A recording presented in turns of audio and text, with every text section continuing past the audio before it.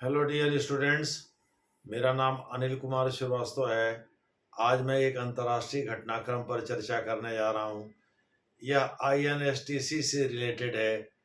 International north south transport corridor इसका full form है। Actually transport से आप ट्रांजिट कॉरिडोर का भी एहसास कर सकते हैं। ट्रांजिट का मतलब जहाँ सामान उतरता हो और फिर दूसरे चीज़ पर चढ़ते, जैसे पानी जहाज से उतरा और रेलगाड़ी पर लोड हुआ तो वो ट्रांजिट हो जाता है।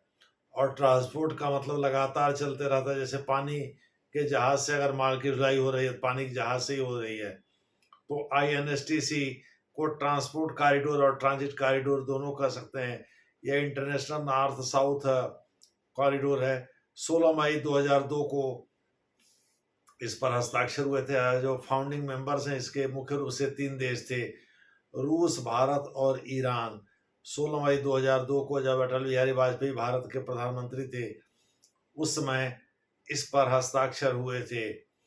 वास्तव में यह अमली जामा तो 2018 में ही हो पाया, पहना पहना इसने, यानी ऑपरेशनलाइज 2018 से ही हो पाया।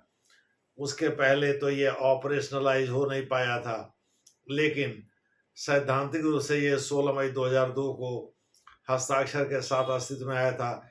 वैसे ज़्यादातर देशों ने 2011 में हस्ताक्षर किया, हालांकि भारत 2018 में फिर से एक बार इस प्रोजेक्ट के लिए अपना वचन दोहराया और हस्ताक्षर नुमा एक डॉक्यूमेंट भी दिया। चूँकि 2002 में इसने हस्ताक्षर कर रखा, दोबारा उस तरह के फॉर्मल हस्ताक्षर इस्टेब्लिशमेंट के लिए तो करना नहीं था। हाँ, ट्रेडिंग रूट में पार्टिसिपेट करने के लिए भारत ने अपनी हामी भर दिया। भाई, जो देश इसमें शामिल होना चाहते हैं, जैसे अजरबैजान है, बाद में शामिल हुआ। ईरान, रूस और भारत तो थे ही, अजरबैजान, बेलारूस जैसे देश भी बाद में शामिल हुए।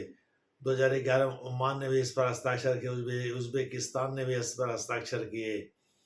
दूसरे शब्दों में इसमें ढेर सारे देश शामिल हुए। 9 देश प्रमुख रूप से इसका संचालन कर रहे हैं। इससे सबसे ज़्यादा लाभ इसमें भारत, रूस और ईरान को ही हो रहा है। रूस के मास्को से आप यूरोप में एंट्री ले सकते हैं। ईरान के बंदर अब्बास और बंदर अंजाली, ये 2 ऐसे बंदरगाह हैं जहाँ पानी के जहाज से माल की ढुलाई होती है, जलयान से माल की ढुलाई होती है। यानी यह मल्टी मोडल ट्रांजिट कॉरिडोर है या ट्रांसपोर्ट कॉरिडोर है। दूसरे शब्दों में इसमें रेल से भी माल की ढुलाई होगी, सड़क परिवहन से भी माल की ढुलाई होगी और पानी के जहाज या समुद्र मार्ग से भी समुद्री मार्ग से भी माल की ढुलाई होगी। तो इस प्रकार से यह एक मल्टी मॉडल ट्रांसपोर्ट कॉरिडोर है जिसका अस्तित्व 2002 में आया था, लेकिन ऑपरेशनलाइज ये हुआ था वर्ष 2018 के मध्य तक। ये ऑपरेशनलाइज हो गया था, यानी ये काम करने लगा था। इसमें सबसे ज़्यादा लाभ भारत के मुंबई से चल करके आप मास्को तक जाते हैं। मास्को से आप फिर यूरोप के अन्य शहरों में भी जा सकते हैं। यानी मास्को तक तो आराम से पानी के रास्ते इसकी माल की ढुलाई हो सकती है। दूसरे शब्दों में बॉम्बे, बंदर अब्बास ईरान में ही बंदर अज़ाली है। बाकू अजरबैजान की राजधानी है। तेल क्षेत्र भी है, गैस क्षेत्र भी है।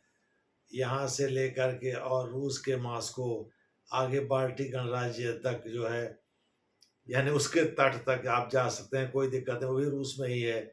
बाल्टिक गणराज्य तो अलग देश हैं, लेकिन बाल्टिक सागर जो है वो रूस का हिस्सा है व्यापक रूप से। तो इस प्रकार से आप बाकू भी जा सकते हैं, यानी मध्य एशिया को तो ये जोड़ता ही है। मध्य एशियाई देशों को जोड़ने के लिए किया। ये पूर्वी यूरोप के भी, पश्चिमी यूरोप के भी बहुत सारे देशों को जोड़ता है। मास्को से होते हुए आप वहाँ जा सकते हैं। लेकिन सबसे ज़्यादा लाभ जो है भारत, ईरान और रूस को हो रहा है। यह 7,200 किलोमीटर लंबा मार्ग है और एक अनुमान के अनुसार $2,500 प्रति 15 टन भार पर $2,500 की बचत होती है। अगर 15 टन माल की ढुलाई होती है तो पहले जो खर्च आता था उसमें से $2,500 प्रति 15 टन घटा दीजिए।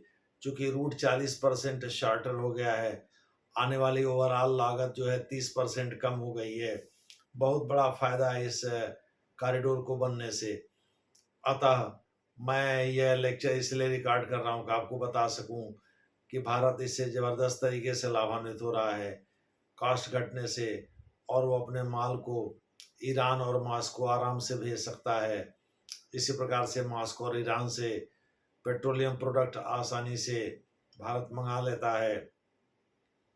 इस कॉरिडोर को बन जाने के बाद के और भी कॉरिडोर बने, लेकिन हम मुख्य रूप से INSTC का ही जिक्र कर रहे हैं।